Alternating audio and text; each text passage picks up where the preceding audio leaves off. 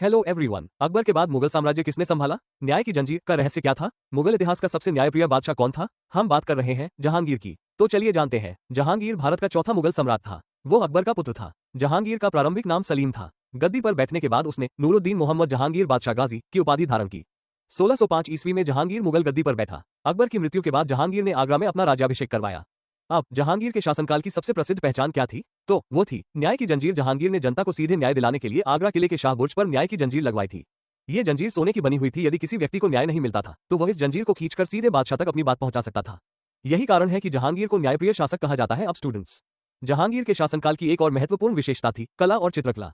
इतिहासकार जहांगीर के काल को मुगल चित्रकला का स्वर्णकाल कहते हैं, क्योंकि जहांगीर स्वयं चित्रकला और प्रकृति का बहुत बड़ा प्रेमी था। उसके दरबार में उस्ताद मंसूर नामक प्रसिद्ध चित्रकार था। उस्ताद मंसूर को नादिर उल असर की उपाधि दी गई थी। वो पशु पक्षियों और प्राकृतिक दृश्यों की चित्रकारी के लिए प्रसिद्ध था। अब जहांगीर के शासनकाल में एक बहुत महत्वपूर्ण घटना हुई, अंग्रेजों का आगमन। इसी काल में पहली बार अंग्रेजों को भारत में व्यापार की अनुमति मिली। 1615 ईस्वी में सर टॉमस रो जहांगीर के दरबार में आया था। सर टॉमस रो इंग्लैंड के राजा जेम्स प्रथम का दूत था। उसका मुख्य उद्देश्य भारत में अंग्रेजों के व्यापारिक अधिकार प्राप्त करना था। यहीं से भारत में अंग्रेजी प्रभाव धीरे धीरे बढ़ना शुरू हुआ। अब जहांगीर के शासनकाल का सबसे चर्चित नाम था नूरजहां। नूरजहां का वास्तविक नाम मेहरुनिसा था। विवाह के बाद उसे पहले नूरमहल और फिर नूरजहां की उपाधि दी गई। जहांगीर के शासनकाल के उत्तरार्ध में नूरजहां का प्रभाव बहुत अधिक बढ़ गया था। इतिहासकारों के अनुसार कई महत्वपूर्ण प्रशासनिक निर्णयों पर भी नूरजहां का प्रभाव दिखाई देता है। नूरजहां के परिवार को नूरजहां गुट कहा जाता था। अब स्टूडेंट्स, जहांगीर के शासनकाल में विद्रोह भी हुए। उसका पुत्र खुसरो उसके खिलाफ विद्रोह कर बैठा। खुसरो के विद्रोह में सिख गुरु अर्जुन देव जी पर सहायता देने का आरोप लगाया गया।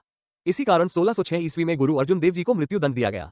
ये घटना सिख इतिहास की अत्यंत महत्वपूर्ण घटना मानी जाती है। अब जहांगीर की राजपूत और मेवाड़ नीति समझिए।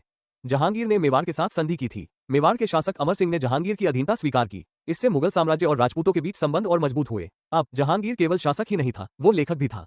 उसने अपनी आत्मकथा लिखी जिसका नाम था तुज़ुक-ए-जहांगीरी। इसे जहांगीरनामा भी कहा जाता है। ये पुस्तक फारसी भाषा में लिखी गई थी और इसमें जहांगीर के शासनकाल की घटनाओं का वर्णन मिलता है। जहांगीर के समय मुगल दरबार में फारसी संस्कृति का प्रभाव और बढ़ गया था। दरबार की कला, संस्कृति, पहनावा और प्रशासन में फारसी प्रभाव स्पष्ट दिखाई देता है। अब सबसे इंपॉर्टेंट डेट याद रखिए, 1627 ईस्वी में जहांगीर की मृत्यु हुई। कहा जाता है कि उसकी मृत्यु कश्मीर से लौटते समय हुई थी।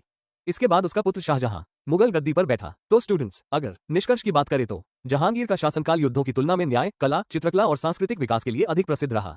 उसके शासनकाल में न्याय की जंजीर, चित्रकला का स्वर्णकाल, अंग्रेजों का आगमन, नूरजहां का प्रभाव, तुज़ुक-ए-जहांगीरी सबसे महत्वपूर्ण घटनाएं मानी जाती है।